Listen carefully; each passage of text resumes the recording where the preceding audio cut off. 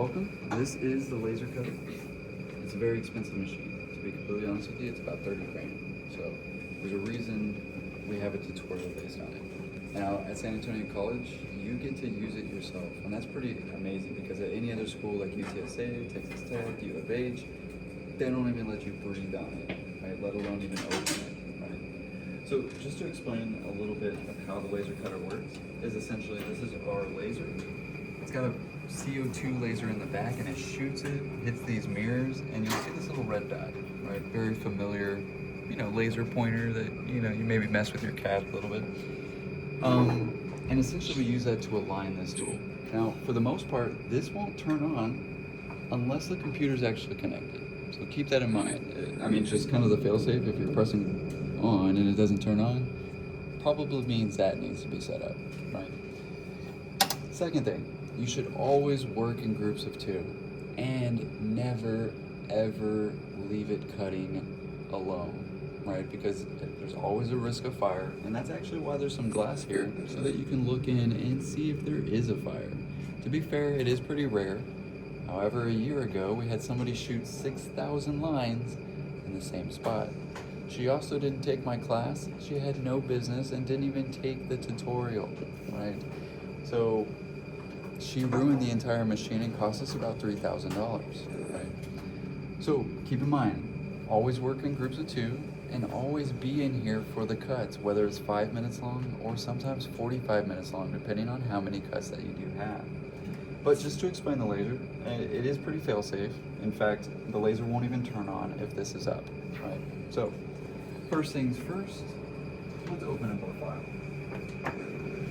In my case, this is the world's slowest computer. If you have this terrible HP, and I don't know why it's been replaced this way, please don't ever turn it off. Please don't ever log out, because it literally takes 35 minutes to get set up, and thank God somebody yesterday left it on, right? Because this tutorial wouldn't work. So in our case, we want to open up that file first. I'm going to go ahead and close that. Can't really close it, and luckily we do have Rhino 8. So even though we saved it as Rhino 6, we're good for today. So I'm going to go to Rhino 8, and as you can see, this is not the strongest computer. In fact, this computer was here when I was here, so it's pretty old. In our case, it may take a second, but let's go ahead and open up that file that I just saved. Wait for it. We'll go to CVP, go to Laser Cutter Exercise 5, and of course no issues opening up this Rhino file. That looks pretty good, but we can't just print it out from here. We do need to select our top view and go from there. So to be honest, we don't have to select anything. And just as I was saying before, this basically is a printer, except instead of ink, it has lasers. Right? In our case, we'll go to File, Print.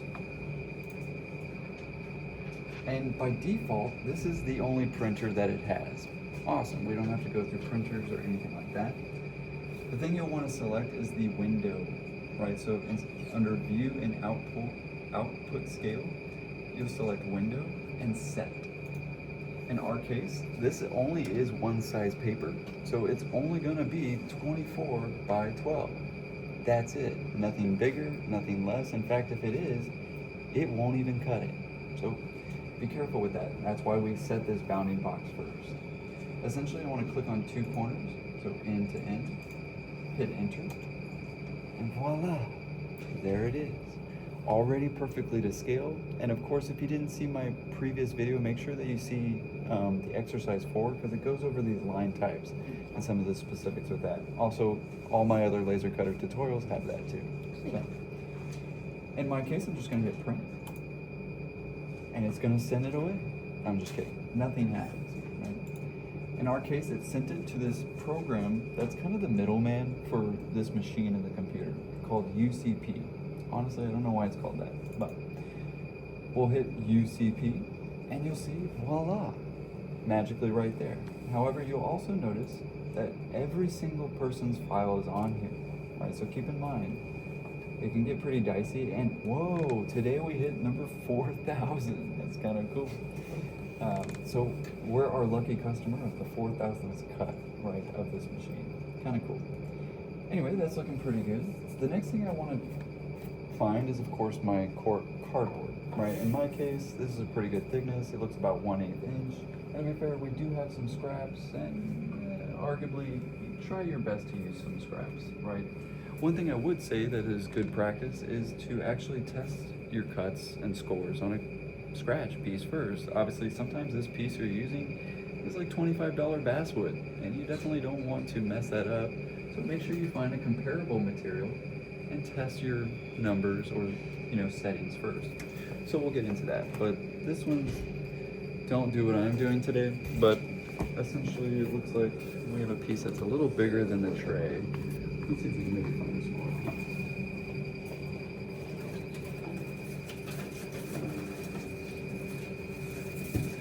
It's actually looking okay for today, but as you can see, pretty interesting what you can do with a laser cutter. For today, I'm not actually going to get every single piece, as you can see, but for a test, I don't think it's too shabby. Now, in my case, what you might want to see is that this is our 0, point. Now, this little hexagonal tray that you see is exactly 24 by 12. You want to do your best to align that, right?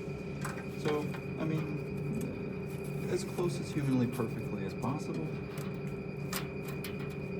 And that's looking pretty good. You also want to make sure that it's completely flat, because if it starts to bow out, that's going to cause a different distance, as I'm moving across the sheet. So do your best to have a very maybe nice, perfect piece, right? Which in itself can be kind of hard to find. In our case, this is pretty good. We got it lined up 0, and good to go. Well, the next thing that we do is we have to align this laser somewhere. In fact, you'll notice on these settings, we have a couple. We can home it, which it should already be homed, but if you notice it not going to the 0, point, sometimes hitting home XY can help kind of recalibrate it. What I would say never click on is home Z, because we don't have a sensor for that and it'll just keep going. So you'll have to hit stop or hit that button again if you accidentally press it. Not a big deal. Worst case scenario, usually just opening the device actually stops a lot of the operations from happening. But in our case, I can use this focus laser or focus view, and I can actually select a point on here and it'll immediately go to that exact point. What's kind of nice about that is I can immediately see that, well, I'm not going to get that part of the line, right? Because of course in my case, there's material missing. However, we can also double check that it is going to actually hit the piece, right? The last thing we want to do before we cut is calibrate the Z axis, right? That's the exact length between the laser and the material itself. That's super important because some material is really thick, some material is very thin, and that 2 inches needs to be exact, which is why I've 3D printed this little device. Please don't lose it. But just to explain it, from here to this very small edge up here is 2 inches. So let's put it relatively to the center of the material and do our best. Open, right? One thing I would say about this flimsy piece of aluminum, make sure that it's down before you cut. But of course you need to lift it up, and it has little magnets to kind of make sure that it's in there. We'll take that lid, we'll take that piece, and we'll do our best to kind of get it on there, right? Right now it's actually pretty flush if I push the material down. We'll use these down arrows. Now what that does is actually lowers the bed or raises the bed. And you can kind of guess, obviously that lowers the bed, raises the bed. So in my case, you can hold it and it moves quite quickly. But in my case, what I'm looking for, and you might want to get a little close, Esteban, what we're looking for is actually the flush element of this piece to be flush with this red surface, right? So right now, as you can see, it's not really flush. And I'll basically move up one little tick at a time until it is flush. Oh, you see how it popped off like that? That means it's not flush, so I'll come back down. And it's honestly something that you can kind of feel when your finger's here, when it's flush and when it's not. Again, do your best to make sure that it is flush. And voila, right? We have exactly 2 inches between the material and now that very bottom edge. And that's actually what that 2.0 stands for. 2 inches laser cut. We'll go ahead and close it. Last but not least, and ours is already on, is the exhaust. Obviously, you don't want to cut without the exhaust on because it's going to have debris, material, and unfortunately a lot of fumes that arguably aren't good for you, but make sure that it is, of course, on. In my case, from here. Lastly, what we have is the settings for that specific material. So we'll go to settings. And to be fair, there's a catalog of materials. However, not every single material that you can possibly use is in there. To be completely fair with you, if you type in 50-watt machine into, say, I don't know, Perplexity AI model, and you go, I'm working on a CO2 laser cutter, 50 watts, what kind of power or settings should I need for blank? Maybe 1/8 inch cardboard. And that's actually pretty good as well. In our case, we'll actually go to natural. We'll go to paper or mat board, and we'll look for those P's, right? Obviously it's not under paper. Let's try some mat board. And to be fair, as long as you know the decimals of inches, which is 0.125 inches, we can set some of those things pretty nicely, right? Obviously make sure you're in inches. And this is where we start to see those, right? The raster, you always want to skip, never want to raster. Vector engraving, that's what I meant by scoring, right? So we can actually skip that too because we don't have any blue lines. And when it comes to the actual cutting, I typically add 5%, but since we have a brand new CO2, it is super powerful. So you probably don't actually have to add anything. So we'll go back down to 0. Or try to. There we go. We'll hit apply, and we'll press OK. Now the machine is set up. Now we get to press a big green button, and it'll basically play those out.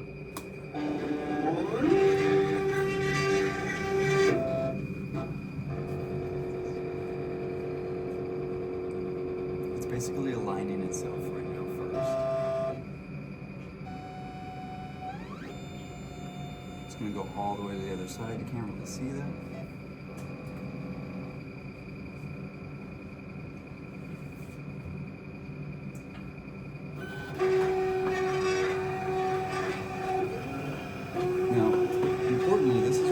Sure you don't see any flames, right?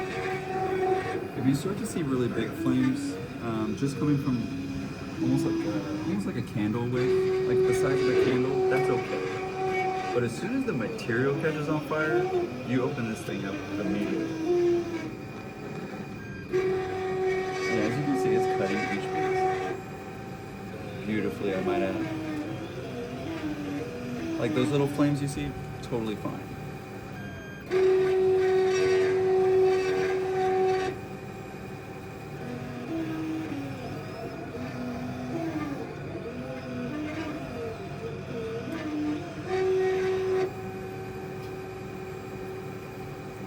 But yeah, if you see the flame for more than 5 seconds, just open it up.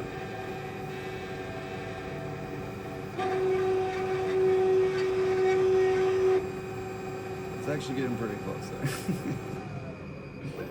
And that, just like that, it's all done. Once you stop hearing the machine really obviously go, you'll see actually an indication that the timer's done. It took 1 minute and 39 seconds. You know how long that would have took by hand? Right. A lot 10 more. minutes. A lot more, right? So I'll open that up. We'll take that piece out. Scrap piece. And voila, look at that, guys. Stack those layers just like we did in our CAD program. And as you can see, we're missing some pieces, but glue it together and bam, assignment 5 is done. Not bad, right? Fairly easy. Any questions, guys? Thank you. Yes, and actually, Annie just did a really good thing. Always clean the bed. Always leave this place better and cleaner than you found it. I mean, that goes without saying. You hear that in first grade. I don't know where it fell off, but you know, often this area is really dirty. Keep in mind, the name of this room is 651 MLC. Now for my computer graphics class and all sophomores, they have access to this room. So it's usually locked, so make sure you call dispatch with 2 people and go ahead and use the laser cutter. But as you can see, I'll pass that around. It's flawless and the exact size of it. Yes, please. Where's the nearest fire extinction, just in case? We should totally have one. You have a really good point. We don't have one, so I'm gonna find one for this car. I just bring mine. Like. Of course. Good question. And that's exactly. Honestly, as soon as you open this, it's gonna turn off the laser and it's gonna cut the circulation of air. So should be okay. You never know. But yes, you're right. You never know. Good questions. Any other questions? Yes, please. Yeah, so for the settings, that depends on the material. So make sure that you go through the material library. And it's honestly a little weird, right? To be completely honest with you, like sometimes you can find, honestly, it's not going to cut metal. I don't know why metal's on there. It's not going to cut metal, right? Most of the time it's going to hit cardboard, board. The thickest basswood that you can use, by the way, is 1/8 inch. So keep in mind, it's not going to do that 1/4 inch basswood. Yes. Can we bring our own material? Absolutely. In fact, yes, this is required. You're not going to be supplied material. But just to answer his question, you'll want to go through the material library, and you'll just need to set the thickness. That's it. Fair enough. Keep in mind, the first part of exercise 4 has some of the line issues and layer issues that we need to settle before we bring it into this program, which is basically just turning it into a hairline. So, great question. Anything else, guys? So just make sure whenever you put in line or you put it in top view, you want to make sure it's only like one line that it'll be cut. Very good observation there. So we definitely, I know some of you, I'm looking at you, right? You have like 8 lines in one spot. Make sure you make 2D, that way it does turn it into one instance. That's actually how we burned the laser cutter last time. It's because again, that girl she had 6,000 lines in one spot. So it sat there for 4 hours and of course it burned the crap out of this machine. So be very careful, and that's a really good point. Make sure that you only have one line that it's cutting, because it really will sit there and cut every single one. 6,000. And usually you can kind of tell. Like for instance, it does give you a preview time of your cuts, and if you see it, it's like, as you can see, those lines took about less than 2 minutes. If you see it upwards of 25 minutes, 45 minutes, that should be a good indication, like, wait a minute. I think I've got way too many lines in here, right? That, and you don't want to sit here for 45 minutes, right? Really great observation. Anything else, guys? Yes, please. So depending on you move the settings for whatever material it is, so long as it's accurate, should it be able to, like that's what you said, the highest would be 1/8 of an inch? Correct. Is it fair to say that it will just cut through it the first time? Yes, and you'll actually want to change the speed. So what it automatically does when you select a material is it's dialing in the settings for that material. It knows to actually slow it down and increase power. So it's going to do that all automatically based on what you select. So for instance, let's say it's that basswood, right? So we're actually going to go to wood. We're going to go to, actually this one's always been debated. I go with hardwood, that way I know that it's going to go through. And I usually choose like a maple or general hardwoods. However, since we have a new laser cutter, honestly, medium wood's probably fine. You can see that there's birch, medium woods, alder. For the most part, your plywood board, those are birch, right? Birch plywood, which is why they're a little pricey. We don't normally use softwoods, and you'll find like balsa wood in here. We never use balsa wood. Don't use balsa wood in your models. It's just flimsy. And there's very hard wood like teak and iron, but it tries to be pretty specific. But unfortunately, once you click on these, there's no real indication of speed or anything like that. So just kind of keep that in mind, that it is based on the material. Great question though. And again, material thickness is absolute key. And in your case, making sure that you definitely get that exact 2 inches with this piece will definitely ensure a great cut. Fantastic questions. Thank you for being here, both of you. Were there anything else? I guess just for me, if you could put it, how you used it the first time, the 2-inch thing? Sure. I wasn't able to quite see that. Yeah, of course. We could probably end the video for today, but I'll go ahead and do that part again.